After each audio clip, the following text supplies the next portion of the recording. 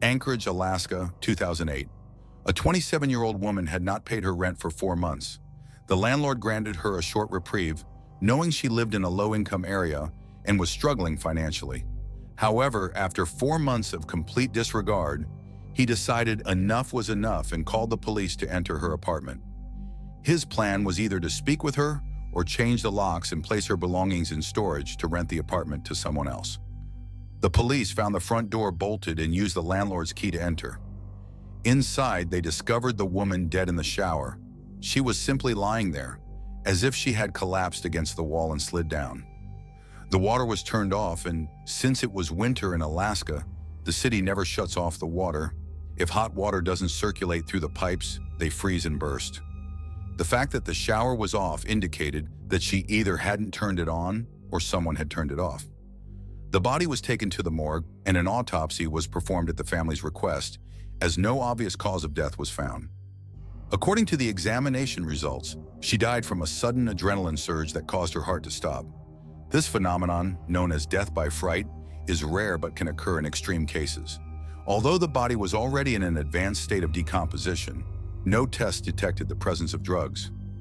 None were found in the apartment either, nor was there any sign that anyone had entered or left before the police arrived. A young, outwardly healthy woman seemingly entered the shower, and then her heart stopped, apparently from sheer terror. I worked as a forensic expert for a while, and I dealt with a couple of fatalities from a plane crash involving 2 aircraft. When the autopsy began, there was a smell similar to burnt barbecue, and the bodies in the body bags weren't lying in the typical supine position.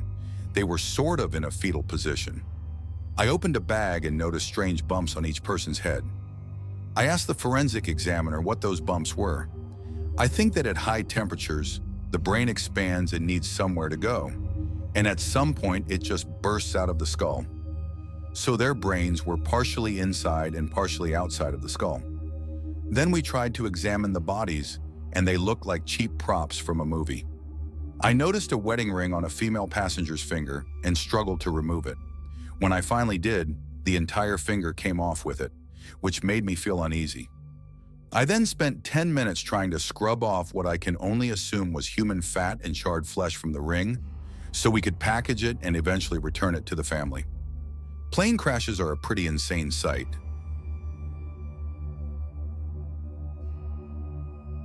A friend of mine is a psychologist who, in a past life, worked in crime scene photography. She arrived at the scene of a suicide in a garage. The man had a dream car that he had been working on his entire life. When he decided to end his life, he wanted to go together with his car. So he closed the garage, started the engine, and waited. On top of that, he took a bunch of painkillers and sleeping pills. By the time my friend arrived, quite some time had already passed since his death. Paramedics and other specialists were investigating the details and such. He was the vice president of a fairly large local business network, so the insurance payout had to be considered. My friend was photographing the scene, and the man was lying there, already declared dead for several hours. Suddenly, his body started shaking violently. She thought it was just post-mortem muscle spasms and continued taking pictures. Eventually, the man sat up and nodded, and paramedics were called back to stabilize and ultimately save him.